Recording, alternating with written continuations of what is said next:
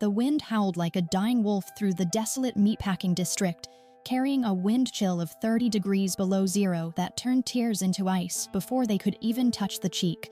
While Brandon Ashford's cruel laughter cut through the gale as he kicked Isabella Moretti's phone across the frozen asphalt. He watched the screen shatter before shoving the Mafia princess into a drift of dirty slush, his sneer promising violence as he taunted, "Daddy can't save you now," his breath pluming in the headlights of his BMW before he slammed the door and sped off, leaving the 17-year-old heiress shivering in a torn uniform, 10 miles from safety with a twisted ankle and death settling into her bones. From the ruins, a ghost detached herself from the darkness, a woman named Norah whose hollow cheeks and trembling hands told a silent story of 3 days without food, yet she didn't hesitate to strip off her only defense against the killing cold. Her fingers fumbled with the buttons of a navy wool coat that smelled of lavender and desperate survival, draping it over Isabella's shaking shoulders and stealing the last of her own body heat to save the stranger. "Take it," Norah whispered through chattering teeth, ignoring Isabella's weak protests as she turned and walked back into the blinding whiteout, her footsteps leaving a faint trail of blood from shoes that had dissolved months ago. Unaware she had just saved the favorite child of the devil himself. Norah Hayes did not look back, not because she lacked the strength, though her body was screaming in a chorus of agony that had dulled to a dangerous, thrumming numbness, but because looking back might break the fragile resolve that kept her putting one bleeding foot in front of the other. The wind whipped her thin, threadbare sweater against her ribs, finding every tear and gap in the fabric with malicious precision, yet she felt a strange, detached curiosity about the sensation, as if her mind were floating 10 feet above the frozen wasteland of the meatpacking district watching a stranger die. She had exactly $12 in her pocket and a sister named Lily waiting for a miracle that cost $850,000, but tonight, in a moment of insanity or divine intervention, she had surrendered the only asset she possessed that held any true value. The cold began to trick her senses, transforming the biting wind into a phantom warmth that caressed her skin like a lover's touch, whispering seductively that it was time to sleep. Time to let the crushing burden of survival slip from her shoulders and sink into the welcoming white oblivion. 10 miles back, huddled against the corrugated metal of a rusted shipping container where the snow drifted high enough to bury a body, Isabella Moretti buried her nose into the rough wool of the stranger's coat, inhaling the scent of lavender and old sorrows that clung to the fibers like a second skin. The cold was still a predator waiting in the shadows, circling with patient intent, but the coat was a shield, a tangible proof that goodness existed even in this frozen-held cape where Brandon Ashford had left her to rot for the crime of bruising his ego. She drifted in and out of consciousness, her mind replaying the woman's hollow eyes and the jagged scars on her wrists that spoke of a history written in pain, until the oppressive darkness was shattered by the blinding, angelic beams of 3 black SUVs tearing across the ice. Men shouted, doors slammed with the heavy thud of expensive engineering, and suddenly she was being lifted by strong arms, but she refused to let go of the coat, clutching the worn lapels with fingers that had turned blue, whispering deliriously about an angel who walked barefoot into the storm to die so she could live. Marco found her first, his face a mask of terrified relief that cracked his usual stone demeanor, shouting orders into his comms while his men set up a perimeter around the shivering heir to the Moretti throne. He wrapped Isabella in a thermal blanket over the navy coat, confused by the garment that was clearly 3 sizes too big and older than the girl herself, yet he didn't question it as he carried her toward the lead vehicle. "We have her," Marco barked into his radio, his voice competing with the wind, hypothermic but alive. "Boss needs to know immediately," while Isabella struggled against the drowsiness, her teeth chattering a message that Marco had to lean close to hear. "Find her," Isabella wheezed, her eyes rolling back as the heat of the car hit her frozen skin. "She has no shoes, Marco. She gave me everything." Marco paused, looking back at the expanse of white nothingness that swallowed the industrial park, seeing only the swirling snow and the darkness, and for a second, he thought the girl was hallucinating until his flashlight beam caught the faint, terrifying trail of bloody footprints leading away from the scene, small and barefoot, disappearing into the night. Norah didn't hear the sirens or the shouting, for she was 2 miles away when her legs finally betrayed her, buckling under the weight of exhaustion and the merciless drop in temperature that had turned her blood to slush. She hit the ground hard, the impact jarring the air from her lungs, but the pain was distant, muffled by the hypothermia that was slowly, methodically shutting down her organs one by one. She tried to crawl, her fingers clawing at the frozen asphalt in a desperate, instinctual bid to reach the shelter of a concrete overhang that seemed miles away, but her body was done fighting, done struggling against a city that chewed up the poor and spat them out. As the black edges of her vision closed in like a camera shutter, she didn't pray for herself, but for Lily, hoping that somewhere in this cruel city, someone else would step up to be the shield she could no longer be. She rolled onto her back, staring up at a sky void of stars, the snowflakes landing on her eyelashes like gentle kisses goodnight, and she wondered if death would be warm, if it would finally be a place where she didn't have to fight for every single breath. Before the world faded into a silence that was absolute and terrifyingly peaceful, Vincent Moretti sat at the head of the mahogany table in the private wing of the Moretti Tower, his silence weighing heavier on the room than the thick plumes of cigar smoke drifting from the lids of the 4 rival capos surrounding him. They were arguing over territory lines in the south side, their voices rising in a cacophony of greed and posturing, yet Vincent barely heard them. His gaze fixed on the condensation sliding down his glass of untouched scotch, while he mentally calculated the exact moment he would have to execute the man to his left for overstepping a boundary set 3 years ago. He was a man who lived in the quiet spaces between violence, a predator who understood that the loudest man in the room was usually the first to bleed, so when the phone in his breast pocket vibrated against his ribs, the sudden disruption felt like a tectonic shift. Marco stood by the door, his face a mask of stone that cracked ever so slightly as he tapped his earpiece, his eyes locking onto Vincent's with a gravity that silenced the room instantly. Vincent raised the phone, ignoring the offended glare of the Calabrese boss, and listened to 2 words that stopped his heart cold in his chest. Isabella. Hospital. The 30-minute drive to Northwestern Memorial was a blur of neon lights and terrifying stillness, the armored Maybach cutting through the blizzard like a shark through dark water, while Vincent sat in the back, his hand gripping the leather armrest with enough force to warp the frame. He didn't scream, didn't threaten the driver to go faster, for Vincent Moretti's rage was not a fire that burned wild, but a glacier that crushed everything in its path. He walked through the automatic doors of the emergency room, his black wool coat billowing around him like a shroud, and the temperature in the waiting area seemed to drop 10 degrees as nurses and orderlies scrambled out of his way, recognizing the face of the man who owned half the city's politicians and all of its darkest corners. Marco fell into step beside him, reciting medical stats about hypothermia and frostbite, but Vincent only heard the rushing of blood in his own ears until he pushed open the door to room 312 and saw his entire world reduced to a shivering figure in a hospital bed. Isabella looked heartbreakingly small beneath the layers of thermal blankets, her skin pale as wax and her lips cracked from the cold, but when her eyes opened and found him, the sob that wrecked her chest tore through Vincent's composure. "Daddy," she whispered, her voice a ruin of its former brightness, and Vincent was at her side in a heartbeat, kneeling on the linoleum floor to take her bandaged hand in his, pressing his forehead against her knuckles as if to transfer his own warmth into her freezing veins.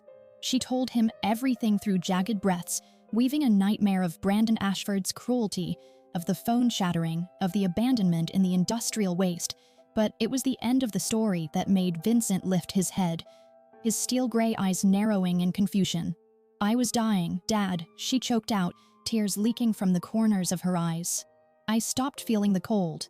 But then she came. The ghost. "A ghost?" Vincent asked, his voice gentle, a stark contrast to the violence brewing in his gut toward the Ashford boy. "A woman," Isabella corrected, her hand trembling as she pointed to a plastic bag on the bedside table. "She was shaking, Dad. She looked like she hadn't eaten in days. But she took off her coat. It was the only thing she had. I told her not to, I told her she would freeze, but she didn't listen."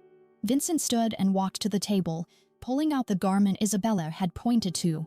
It was a navy wool coat, old and weary, the fabric worn thin at the elbows and the hem frayed from years of dragging against a hard life. He ran his thumb over a patch of mismatched plaid fabric sewn clumsily onto the sleeve, repair made not by a tailor, but by desperate fingers trying to hold a life together.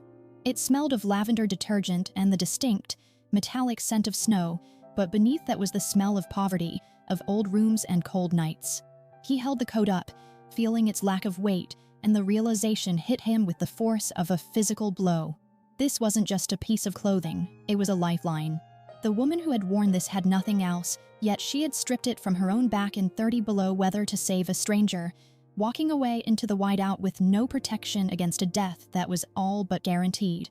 Vincent looked at the coat, then back at his daughter who was alive because of this rag of wool, and felt a debt settle onto his shoulders so heavy it threatened to buckle his knees. He turned to Marco, who was standing by the door with a grim expression, holding a tablet with a map of the industrial district. "The footprints," Marco said quietly, knowing the question before Vincent asked it. "We found a trail leaving the site where we found Miss Isabella. Barefoot, boss." She walked barefoot. Vincent's hand clenched around the collar of the navy coat. "Find her," he commanded, his voice dropping to a register that made the seasoned enforcer flinch. "I don't care if you have to tear the city apart brick by brick. I don't care if you have to burn down every shelter and search every alley in Chicago. Find the woman who wore this coat. And when you find her, bring her to me, not a hospital, not a police station. Bring her to my house." He looked back at the coat, at the empty arms that had once held a woman who chose to die so his daughter could live. "She bought a life with this," Vincent whispered to the empty room. "Now I intend to pay for it." Marco slammed his boot against the rusted iron door of the factory basement, the metal groaning in protest before giving way with a screech that echoed like a scream in the abandoned district, while the biting cold followed him inside, swirling around his tactical light as the beam cut through the darkness to reveal a space that was less a home and more a tomb. Damp walls slick with mold enclosed a corner where a mattress of dirty foam lay on the concrete, and huddled there was the small figure they had been tracking for 3 hours, curled into a tight ball as if trying to preserve the last spark of heat in a body that had already given up. Marco moved quickly, the smell of frozen decay and old food filling his nose as he checked for a pulse that was terrifyingly faint, a mere flutter against his fingertips that signaled she was straddling the line between life and death. He scooped her up into his arms, shocked by how light she was, a fragility that made him think of bird bones and hollow things, and he ran back toward the waiting SUV, shouting for the heater to be blasted, knowing they wouldn't make it to a hospital in time and that the Moretti estate was their only chance. Norah Hayes floated back to consciousness on a tide of impossible warmth, her mind struggling to reconcile the sensation of soft, high thread count sheets with the memory of the freezing concrete floor that had been her bed for 8 months. She opened her eyes, blinking against the soft amber light of a crystal chandelier that hung from a ceiling painted with delicate frescoes, and panic surged through her chest like a shot of adrenaline, overriding the lethargy in her limbs as she realized the silence was too heavy, too expensive. She scrambled upright, ignoring the 4-line tugging at her hand and the deep ache in her frostbitten toes, her breath coming in ragged gasps as the terrifying reality crashed down on her that she wasn't at work, wasn't at the factory, and oh God, she wasn't with Lily.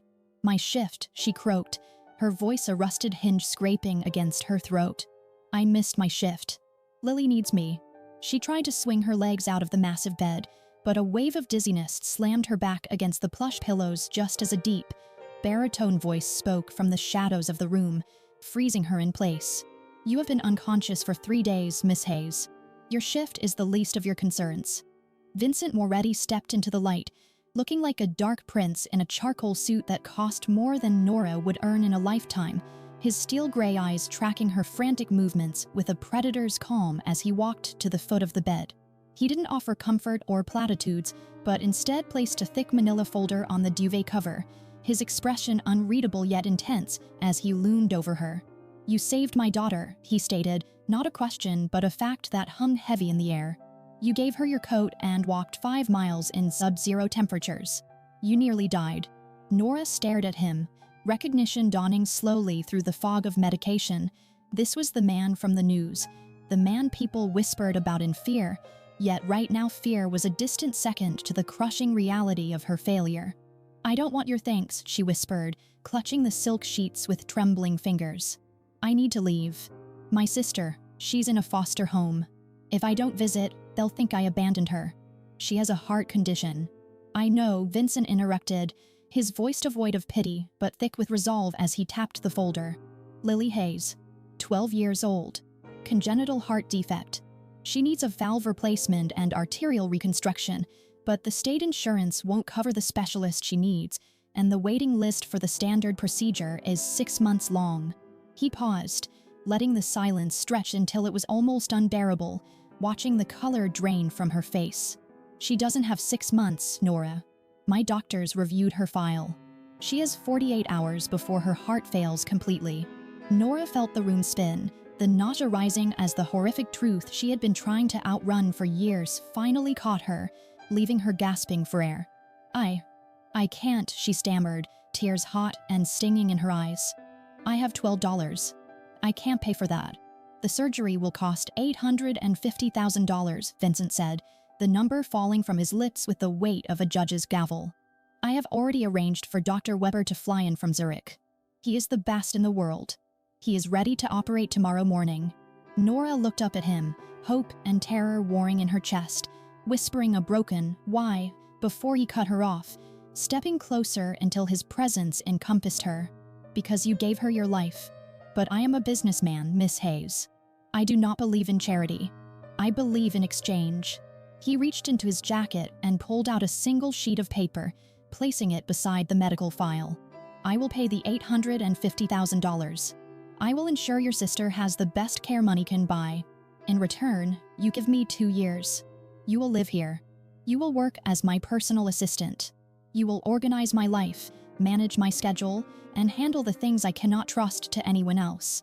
You will belong to the Moretti organization. He leaned in, his voice dropping to a whisper that sent a shiver down her spine. I do not buy bodies, Norah. I buy loyalty. Sign the contract and Lily lives. Walk away and you face this alone. Norah looked at the paper, then at the man who offered salvation wrapped in chains, and she didn't hesitate, reaching for the pen with a hand that still bore the scars of the cold. Her signature shaky but determined as she realized she had just sold her freedom for a price she would gladly pay 1,000 times over. The transition from the gnawing hunger of the factory basement to the suffocating opulence of the Moretti penthouse was a violent shift that left Norah feeling like a deep-sea creature dragged too quickly to the surface, her lungs struggling to adjust to air that smelled of expensive beeswax and conditioned silence rather than mildew and damp concrete. She moved through the corridors of the glass fortress, as she privately called it, with the quiet, apologetic steps of a ghost who expected to be exorcised at any moment. Her hands often checking the pocket of her tailored trousers where she had hidden a bread roll wrapped in a napkin from breakfast, a survival instinct that 24-hour room service and a private chef could not erase. Vincent watched her from the periphery of his vision, noting the way she flinched when the elevator doors dinged too loudly, or how she meticulously mended a tiny tear in her blouse rather than asking for a new one, and though he said nothing, the sight of her frugality in a home built on excess twisted something sharp and painful in his chest. Her desk was positioned directly outside his office, a strategic checkpoint that transformed her into the gatekeeper of Chicago's underworld, a role she inhabited with a stoic efficiency that baffled the hardened men who came to kiss the ring. Capos with scars mapping their faces and guns bulging beneath their jackets would stop at her desk, expecting fear, but Norah would simply look up with eyes that had seen the bottom of the world and ask if they had an appointment. Her voice steady even when the air in the room grew heavy with the threat of violence. She didn't flinch when Marco walked past with blood on his knuckles, nor did she tremble when Vincent ordered a hit in a low, flat voice while she poured his coffee. She simply absorbed the darkness, filtering it through the same resilience that had kept her alive in the snow, becoming an indispensable part of the machine. One afternoon, while a particularly volatile associate from the South Side slammed his fist on her desk demanding to see the boss, Norah didn't recoil but instead met his gaze and calmly informed him that Mr. Moretti was on a call with the mayor and would be available in 7 minutes, a display of nerves that made Vincent, watching through the frosted glass, crack a rare, appreciative smile. Yet it was the change in the atmosphere of the penthouse that was most disorienting, for the silence that had reigned since his wife left 15 years ago was slowly being replaced by the alien sound of laughter. Isabella clung to Norah like a drowning sailor to a raft, the two of them often curled up in the expansive library with books spread across their laps, discussing plot twists and character arcs with a fervor that made Vincent pause in the hallway, his hand hovering over the door handle, afraid to enter and break the spell. He watched through the crack in the door as Norah braided his daughter's hair, her fingers moving with a gentle dexterity that spoke of a tenderness Isabella had been starved of, and for the first time, he saw the light return to his child's eyes, a brightness he thought Brandon Ashford had extinguished forever. It was in these moments, watching Norah laugh at something Isabella said, that the monster in Vincent's chest quieted, replaced by a terrifying yearning to step into that circle of warmth, to be more than just the provider of the roof they sat under. The boundaries began to blur late one Tuesday night when the city below was a grid of amber lights and the office was shrouded in shadow, save for the pole of illumination from Norah's desk lamp where she had fallen asleep over a stack of shipping manifests. Vincent stepped out of his office, his eyes gritty with exhaustion, and stopped when he saw her head resting on her arms, her breathing soft and rhythmic in the quiet room. He intended to wake her, to tell her to go to bed, but instead, he found himself walking to the sofa, picking up the cashmere throw, and draping it over her shoulders with a care that made his own hands tremble. She shifted slightly, murmuring something unintelligible, and a lock of hair fell across her face. Without thinking, Vincent reached out to tuck it behind her ear, his fingers grazing the soft skin of her cheek, an electric contact that sent a shockwave through him. He pulled back as if burned, staring at the woman who had sold him 2 years of her life, but was slowly, dangerously, stealing something he had sworn never to give away again. He retreated to his office, leaving the door slightly ajar, and sat in the dark listening to her breathe, realizing with a sinking dread that the fortress he had built to keep the world out had already been breached from the inside. The peace Norah had begun to cultivate in the glass fortress was a fragile thing, constructed of quiet mornings and the steady rhythm of paperwork. But it shattered instantly on a Tuesday afternoon when the elevator doors slid open in the lobby and a voice from her nightmares clawed its way into the present. She had come down to sign for a package from Zurich, likely the final medical clearance documents for Lily, feeling lighter than she had in years, yet the moment that gravelly, alcohol-soaked shout echoed off the marble walls. The blood drained from her face so fast the world tilted on its axis. There she is, the ungrateful little bitch who thinks she's too good for her family. Ray Hayes stood by the security desk, looking like a stain on the pristine elegance of the Moretti Tower, his graying hair matted and his cheap jacket hanging off a frame that had thickened with years of cheap liquor and cruelty, but his eyes, bloodshot and frantic with the desperation of a gambler who had run out of time, were exactly the same as they had been the night he sold her. Norah froze, her survival instincts short-circuiting as the psychological conditioning of a decade locked her muscles, transforming the confident executive assistant back into the terrified girl cowering in a kitchen while belt leather cracked the air.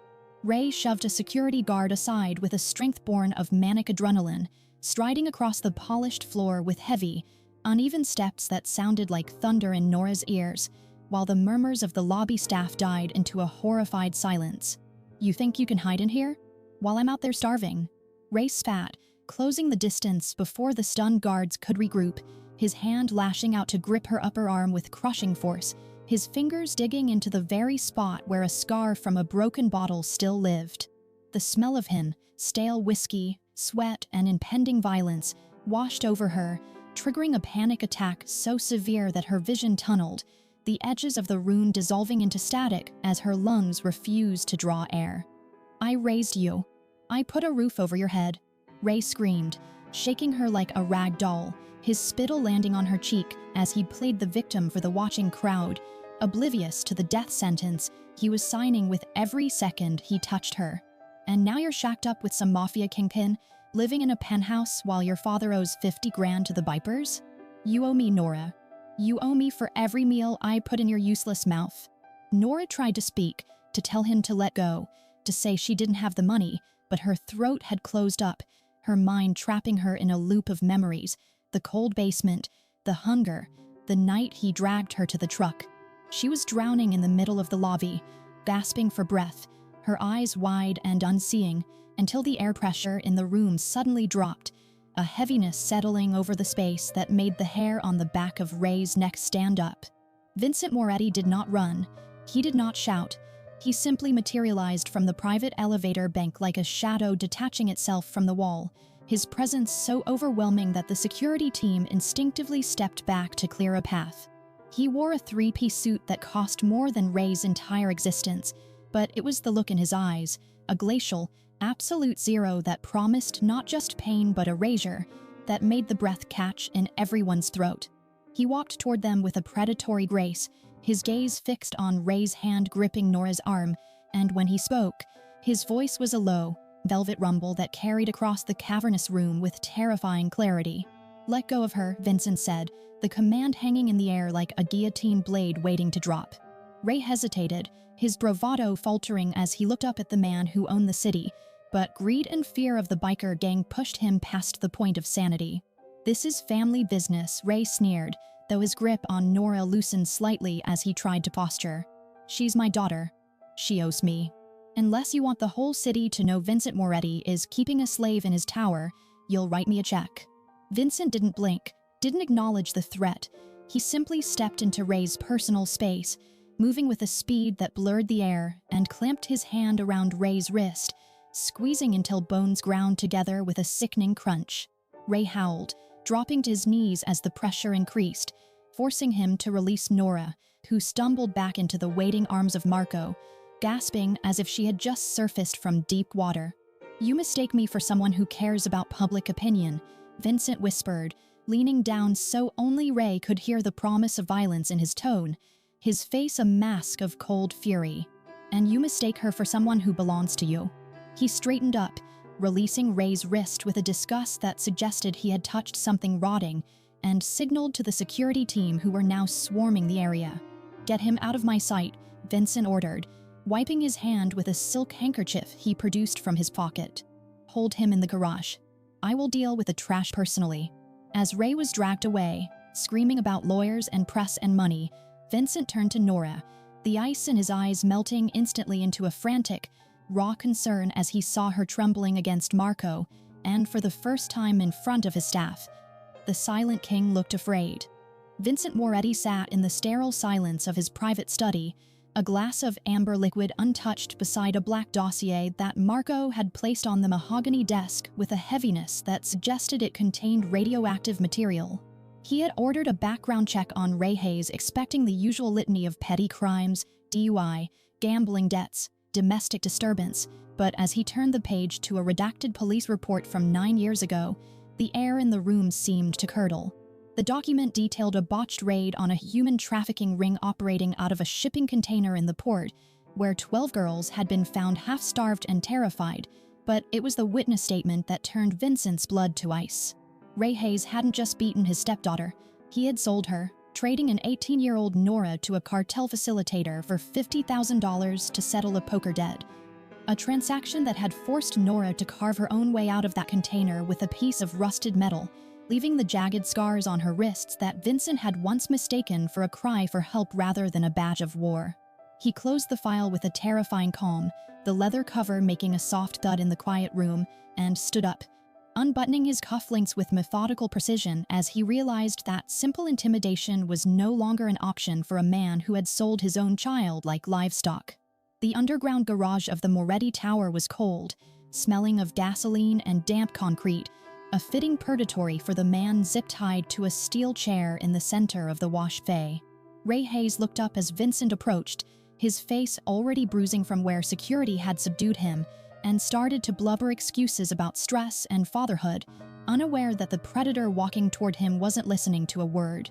Vincent signaled for his men to leave, waiting until the heavy fire door clicked shut before he stepped into the circle of light, his shadow stretching long and distorted over Ray's trembling form. "I bought your debt," Vincent said softly, his voice echoing off the concrete walls. "The $50,000 you owe the Vipers. I paid it 10 minutes ago, which means you don't belong to them anymore, Ray. You belong to me." Ray's eyes widened, a flicker of hope sparking in his dull gaze as he misunderstood the nature of the transaction. "Thank you, Mr. Moretti." I knew you were a reasonable man. I'll work it off. I can.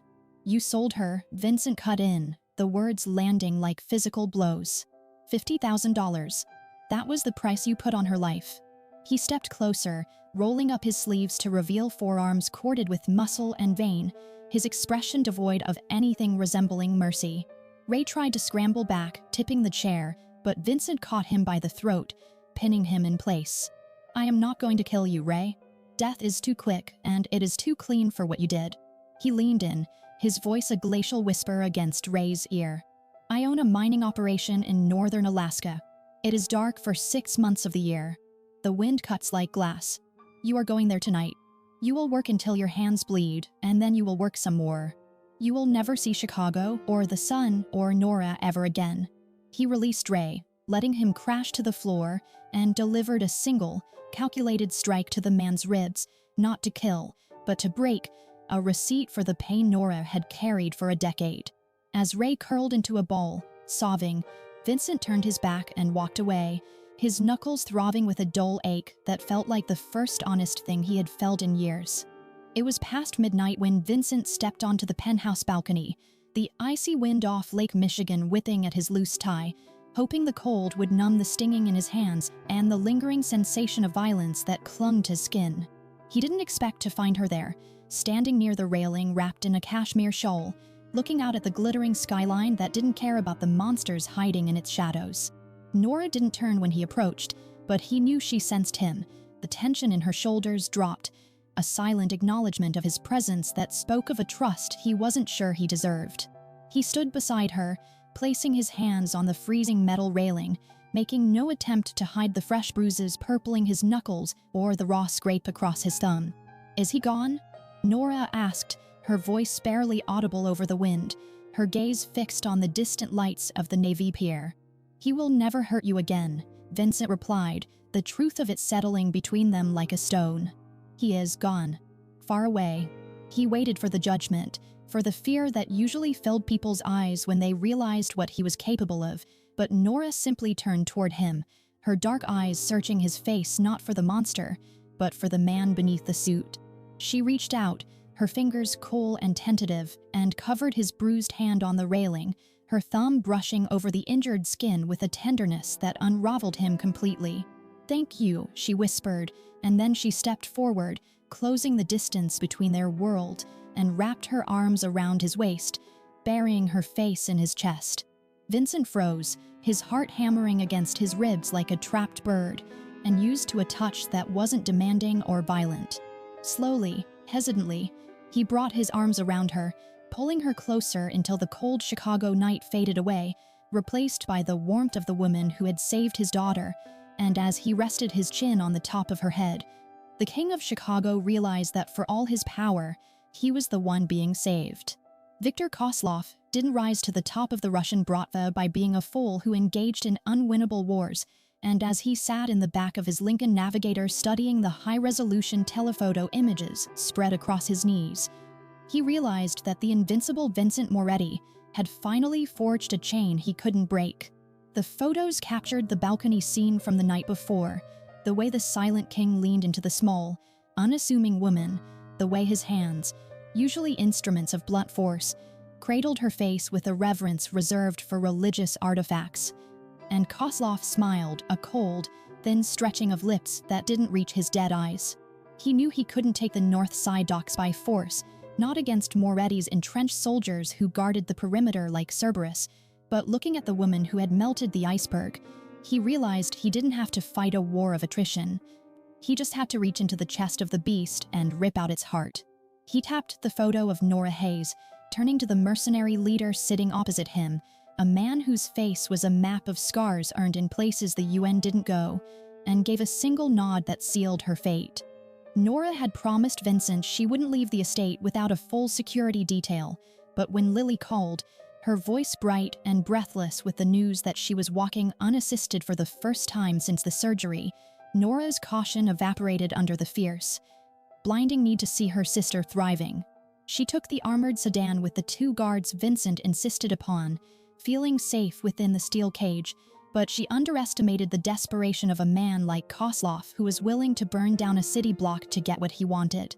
The hit came 3 blocks from the convalescent home, not a chaotic spray of bullets, but a surgical strike. A heavy-duty garbage truck slammed into the passenger side of the sedan with the force of a falling building, spinning the armored vehicle across the intersection until it smashed into a lamppost. Dazed and bleeding from a cut on her forehead, Norah tried to crawl toward the door, but the glass shattered inward, and before she could scream, black-clad figures swarmed the car, silencing her guards with suppressed rounds that sounded like heavy coughs.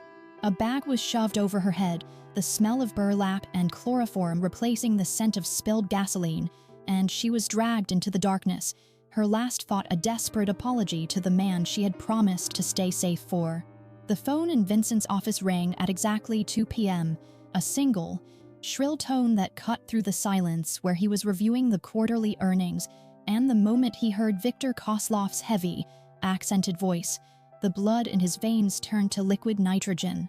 "I have the girl," Vincent Kosloff purred, the sound of a man who believes he has already won. "She is small, fragile. It would be a shame to break her." Vincent stood up slowly, his knuckles turning white as he gripped the edge of his mahogany desk, his mind flashing to Norah's smile, to the way she slept on his couch, to the promise he had made on the balcony. "The North Side docks," Kosloff continued, listing his demands with greedy precision, "and 40% of the casino revenue. You have 1 hour to sign the transfer deeds, or I send you her left hand to verify proof of life." Marco watched the color drain from his boss's face, replaced by a pallor of death that terrified him more than any shout of rage, yet he didn't move until Vincent hung up the phone with a gentle click, staring at the device as if it were a bomb. Then, with a roar that shook the glass walls of the fortress, Vincent swept everything off his desk: crystal decanters, laptops, million-dollar contracts, sending them shattering against the far wall in an explosion of glass and metal that mirrored the destruction of his own restraint. "Boss," Marco stepped forward, his voice cautious, holding up a hand. "We can negotiate. Buy time. Give him the docks." Vincent turned, his chest heaving, his gray eyes devoid of humanity, burning with a cold, black fire that signaled the end of diplomacy. "We do not negotiate," he snarled, pulling his Sig Sauer from its holster and checking the chamber with hands that were steady as stone. "Not for territory. Not for money. And certainly not for my family. Get the car, Marco. We are going to war." The smell of industrial ammonia and old rust filled Norah's nose, stinging her throat with every shallow breath she took, while the zip ties digging into her wrists cut off circulation until her hands felt like heavy, foreign objects attached to her arms. She sat in the center of the abandoned chemical plant, a cathedral of rotting steel and broken glass that echoed with the drip of leaking pipes.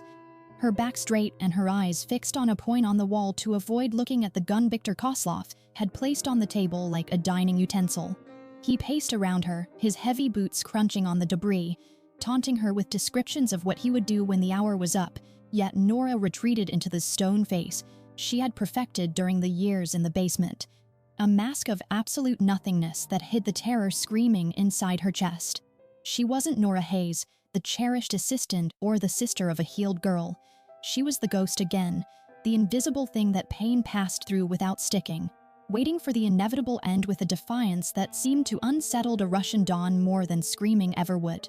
The deadline arrived not with a whimper, but with the roar of a V12 engine that sounded like a dragon waking up in the depths of hell, vibrating through the concrete floor and up into the soles of Norah's shoes. Before Kosloff could check his watch, the metal bay doors exploded inward in a shower of twisted steel and concrete dust as a black, armored Maybach launched itself into the warehouse, skidding sideways with a screech of tires that drowned out the shouts of the mercenaries. The car acted as a battering ram, crushing 2 men beneath its reinforced chassis before coming to a halt, and for a heartbeat, there was silence, a vacuum of shock before the driver's side door kicked open. Vincent Moretti stepped out into the haze of dust and exhaust, not with the calculated grace of a businessman, but with the terrifying, unleashed violence of a man who had stripped away his humanity to save the only thing that mattered. His dual Sig Sauers raised and spitting fire before his feet even touched the ground. Chaos erupted as 12 mercenaries opened fire, the air turning into a storm of lead and noise, yet Vincent moved through it with a singular, suicidal focus that defied physics, using the cover of the smoking car to drop 3 targets with headshots that were mechanically precise. Norah screamed against the gag in her mouth as she saw a spray of red mist erupt from Vincent's shoulder, his body jerking back from the impact of a high-caliber round, but he didn't fall. Instead, he switched the gun to his left hand, his face a mask of grim determination as he advanced into the open.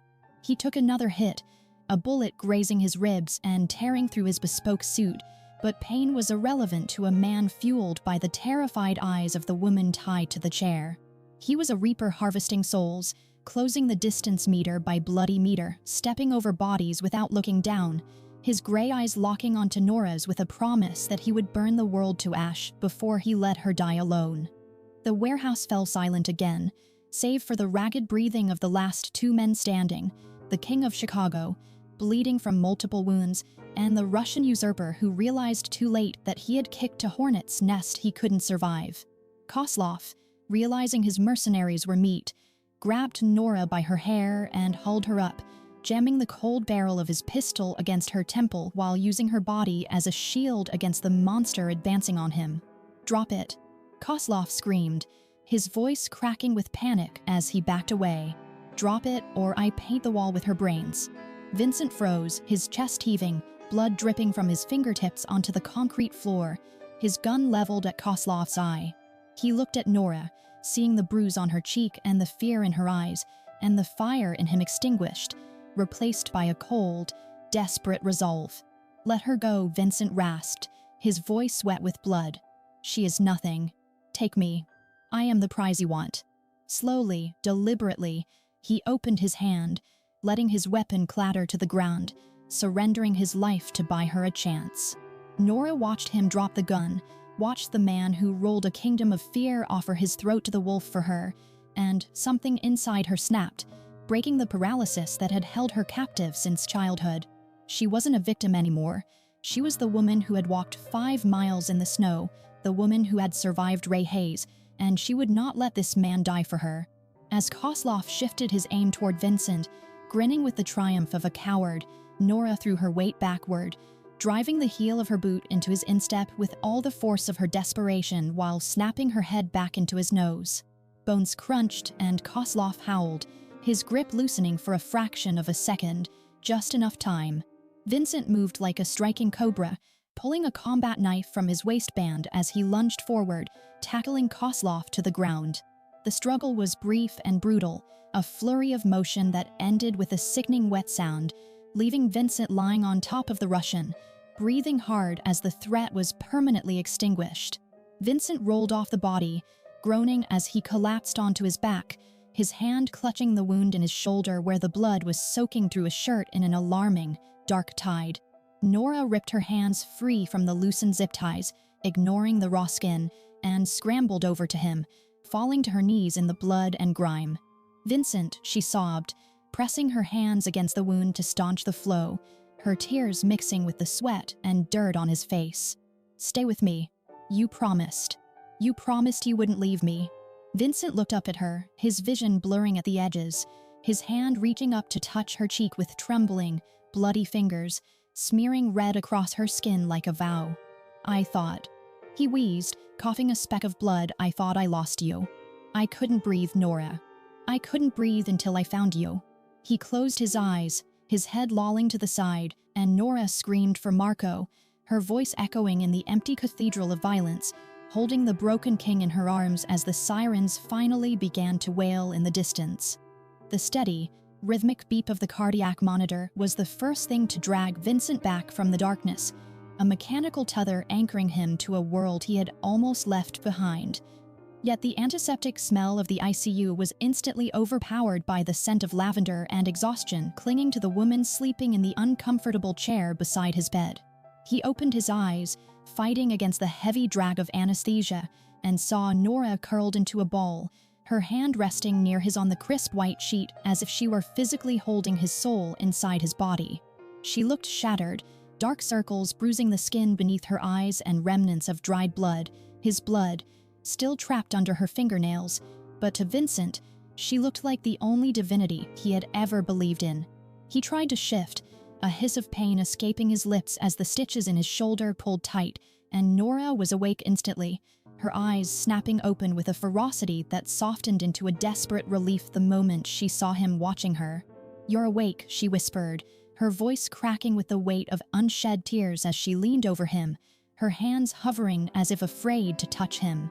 "Marco said you lost too much blood. He said it was touch and go."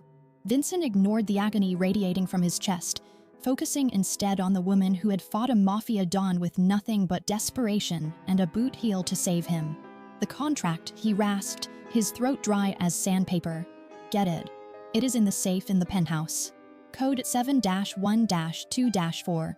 Norah blinked, confusion clouding her features at the mundane request. "Vincent, you need to rest. We can talk about work later." He shook his head, the movement making the room spin, and reached out to grip her fingers with a weak, trembling hand. "Not work," he insisted, his gray eyes locking onto hers with intense seriousness. "I am voiding it.